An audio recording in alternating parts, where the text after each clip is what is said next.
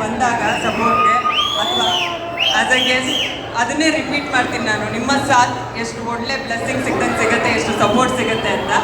ಆದರೆ ನೀವು ಯಾವುದೇ ಕಾರ್ಯಕ್ರಮಕ್ಕೆ ಬಂದರೂ ಒಂದು ವೈಬ್ರೇಷನ್ ಅಂತೂ ಇರುತ್ತೆ ಸರ್. ಅದಕ್ಕೆ ಇವತ್ತು ಎಂಟ್ರಿ ಆದ ತಕ್ಷಣ ಸ್ಟೇಜೇ ವೈಬ್ರೇಟ್ ಆಯಿತು, ಅಷ್ಟರ ಮಟ್ಟಿಗೆ ಹೋಗ್ತಾ ಇದ್ದಾರೆ. ಆ ಅಭಿಮಾನಿ ಬಳಗಕ್ಕೆ, ಕನ್ನಡ ಸಿನಿ ಪ್ರೇಕ್ಷಕರಿಗೆ, ಸಿನಿಮಾ ತಂಡಕ್ಕೆ ಏನು ಹೇಳ್ತೀರಾ?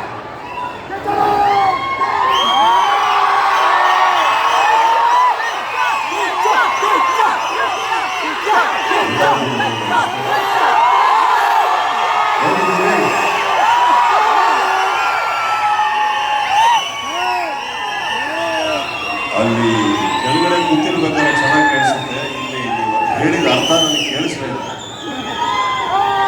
ಇಷ್ಟೇ ಸರ್. ಒಂದು ಇರಪ್ಪ ಬ್ಯಾಕ್ ಟು ಬ್ಯಾಕ್ ಸಿನಿಮಾಗಳು ಹಿಟ್ ಆಗ್ತಾ ಇದೆ, which is a very good development. ಒಂದು ಇನ್ನೊಂದು, ಪ್ರತಿ ಸಿನಿಮಾ ಕಂಟೆಂಟ್ ಇದರ ಶೋರಿಲ್ ನೀವು ನೋಡಿದ್ದೀರಾ ಅಂತ ನಂಗೆ ಗೊತ್ತಾಯ್ತು, ತುಂಬಾ ಅಪ್ರಿಷಿಯೇಟ್ ಮಾಡಿದ್ದೀರಾ ಅಂತ ಗೊತ್ತಾಯ್ತು. ಪೆಪ್ಪೆ ಸಿನಿಮಾ ಬಗ್ಗೆ ಏನು ಹೇಳ್ತೀರಾ? ಒಂದು ಒಳ್ಳೆ ಕಂಟೆಂಟ್ ಜೊತೆಗೆ ಯಾವತ್ತೂ ನಿಂತ್ಕೋತೀರಾ, ಎಷ್ಟೇ ಬ್ಯುಸಿ ಸ್ಕೆಡ್ಯೂಲ್ ಇದ್ರೂ ಕೂಡ. ಹಾಗೆ ಕನ್ನಡ ಸಿನಿ ಪ್ರೇಕ್ಷಕರಿಗೆ ಪ್ರತಿ ಸಲ ಇಂಥ ಕಾರ್ಯಕ್ರಮಗಳಲ್ಲೇ ನೀವು ಸಿಗೋದು, ಅವರುಂಟು ನೀವು ಬಿಟ್ಕೊಡ್ತೀನಿ ಸರ್.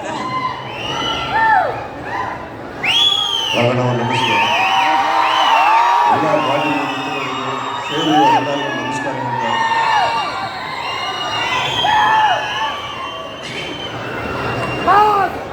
ಒಂದು ಆಲದ ಮರ ಇದೆ, ಆಲದ ಮರ ಬೆಳಿಬೇಕಾದ್ರೆ ಯಾವ ಸೈಜ್ ಇರುತ್ತೆ? ಫಸ್ಟಿಗೆ ಯಾವ ಸೈಜ್ ಇರುತ್ತೆ? ಹೌದು,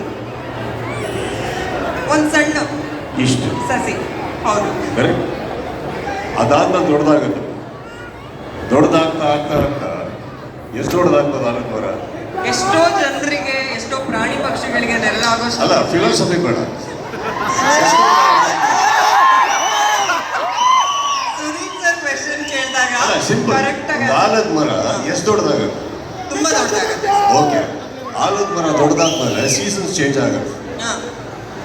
ಬೇಸಿಗೆ, ಸಮ್ಮರ್, ವಿಂಟರ್ ಎಲ್ಲ.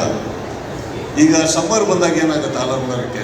ಚೆನ್ನಾಗಿ ಚಿಗುರು ಹೊಡೆಯುತ್ತೆ, ಎಲ್ಲ ಉದುರೋಗುತ್ತೆ. ಸಮ್ಮರಲ್ಲಿ ಎಲೆಗಳು ಹೋಗ್ತವೆ, ಆಮೇಲೆ ಮಳೆಗಾಲ ಅಂತ ಬರುತ್ತೆ, ಎಲೆ ಚಿಗುರುತ್ತೆ, ಹಣ್ಣು ಬಿಡುತ್ತೆ. ಅರ್ಥ ಆಯ್ತಾ? ಒಂದು ಸಸಿ ಅಂತ ಇದ್ದಿದ್ದು ಕನ್ನಡ ಚಿತ್ರರಂಗ ಬಹಳ ವರ್ಷಗಳಿಂದ. ಆಲದ ಮರ ಬೆಳೆದ್ಮೇಲೆ ನೀವು ಇವತ್ತಿಗೆ ಬಿದ್ದು ಹೋಯ್ತು, ಸೋತು ಹೋಯ್ತು, ಗೆಲ್ಲಿಸಿ ಮತ್ತೆ ನಾವು ಅರ್ಥ ಮಾಡ್ಕೊಬೇಕಾಗಿರೋದು, ಎಲ್ಲ ಚಿತ್ರರಂಗನೂ ನಮ್ಮ ಲೈಫಿಗೂ ಡಿಫ್ರೆಂಟ್ ಅಲ್ಲಪ್ಪ. ನಿಮಗೂ ಹೇಳ್ತಾ ಇದ್ದೀನಿ, ನಮ್ಮ ಸ್ನೇಹಿತರ AP ಅರ್ಜುನ್ ಸೋಲದೆ ಗೆಲ್ಲೋದಕ್ಕೆ. ನಮ್ಮ ಕನ್ನಡ ಚಿತ್ರರಂಗದಲ್ಲಿ ಎಷ್ಟು ಸಿನಿಮಾ ಸೋತಿಲ್ಲ. ಓಕೆ, ಬಿಗಿನಿಂಗ್ ಇಂದ ಹಿಡಿದು ಇಲ್ಲಿವರೆಗೆ 70 ವರ್ಷ ಚಿಲ್ಲರಾಗಿದೆಯಾ?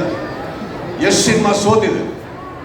ಸಾಕಷ್ಟು ಸೋತಿದೆ. ಗೆಲುವಿಗಿಂತ ಜಾಸ್ತಿ ಎಷ್ಟು ಸಿನಿಮಾ ಗೆದ್ದಿದೆ. ಆದರೆ ಕನ್ನಡ ಚಿತ್ರರಂಗ ಎಷ್ಟು ದೃಢವಾಗಿ